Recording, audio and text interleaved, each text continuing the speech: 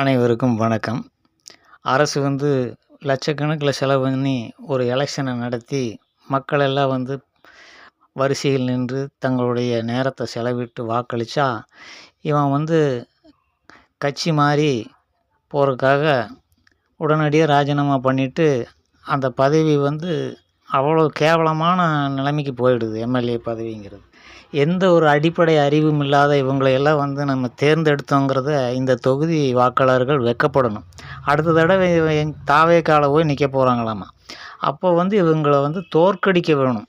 அதுதான் மக்களை உங்களை அவமானப்படுத்த இந்த தொகுதி மக்கள் தான் இதை முடிவு செய்யணும். இப்படி ஒரு கேவலமாக உங்களை கேவலப்படுத்தியவர்களை திரும்ப எந்த கட்சியில் போய் நின்றாலும் இவர்களை திரும்ப வாக்களித்து நீங்கள் தேர்வு செஞ்சீங்கன்னா, நீங்கள் இழிகுலத்தில் பிறந்தவர்களாக தான் இருக்க முடியும். வேறு ஒன்றும் சொல்கிறதுக்கு இல்லை. நீங்கள் அடிப்படை அறிவு வளர்ச்சி இல்லாத ஒரு காலங்காலமாக இருந்து வர்ற இழிகுலங்கள் எல்லாம் இருக்குது. இதெல்லாம் மதங்கள் நிர்ணயித்தது இல்லை, மனிதத்திலேயே இருக்குது. இழி புத்தி, கீழ் புத்தி உள்ளவர்களை தான் நம்ம இழி இனங்களாக கண்டுகொள்ளும். அப்பேற்பட்ட இழி பிறவிகளாக இவங்க இருக்கிறதுனால இவங்களுக்கு வாக்களித்தீங்கன்னா நீங்களும் இழி பிறவிகளாக போயிடுவீங்க. இது போன்ற திருடர்களையும் மொள்ளமாரிகளையும் நம்ம திரும்ப வாக்களித்து எந்த கட்சியில் கடவுளே ஒரு கட்சி நடத்தினாலும் அதில் போய் நின்னாலும் இவங்களுக்கெல்லாம் வாக்களிக்கக்கூடாதுங்கிறத மக்கள் புரிஞ்சுக்கணும். இந்த 3 பேருடைய ஆத்தா எப்படி பால் கொடுத்து வளர்த்துருக்கிறா பாருங்க. நல்லா அந்த மாதிரி சிந்திச்சு பாருங்கள். எங்கள் கிராமத்தில் அப்படி தான் சொல்லுவாங்க. இப்படி உணர்த்தியே ஆத்தாக்காரி பால் கொடுத்து வளர்த்தனங்காட்டி தான் இந்த மாதிரி வேலை செய்ய தோணுது அப்படின்ட்டு. கட்சி காலங்காலமாக இருந்து அதுக்காக மக்கள் எதுக்காக ஓட்டு போட்டாங்க? இவங்கள அந்த எம்ஜிஆர் மேலேயும் ஜெயலலிதா இந்த அண்ணா திராவிட முன்னேற்ற கழகத்தின் மேலே இருக்கிற நம்பிக்கையில் ஓட்டு போட்டாங்க. அது வேண்டான்னு தூக்கி வீசிட்டு போய் திருப்பி நிற்கும் பொழுது உங்களுடைய வாக்குகள் அங்கே திரும்ப விழாமல் போனாலே இவங்க டெபாசிட் கூட வாங்க முடியாது அப்படிங்கிறது உங்களுக்கு தெரியும். அதனால் அங்கே போய் பணம் கொடுத்து இப்போ ஓட்டை வாங்கிட்டு பணம் கொடுக்காம அங்கே ஓட்டை வாங்கிடலான்ட்டு நினச்சி போயிருக்கிறாங்க. அடுத்த எலெக்ஷன் எப்போ இடைத்தேர்தல் வருதோ அப்போ நினைவு வச்சுருங்க. அதுக்குள்ளே மறந்துடாதீங்க. இந்த பண்ணாடைகளையெல்லாம் இந்த இப்போ நடத்துகிற ஆட்சி சிறப்பாக இருக்கிற மாதிரி ஒரு பயோஸ்கோப் காட்டிகிட்ருக்குறாங்க.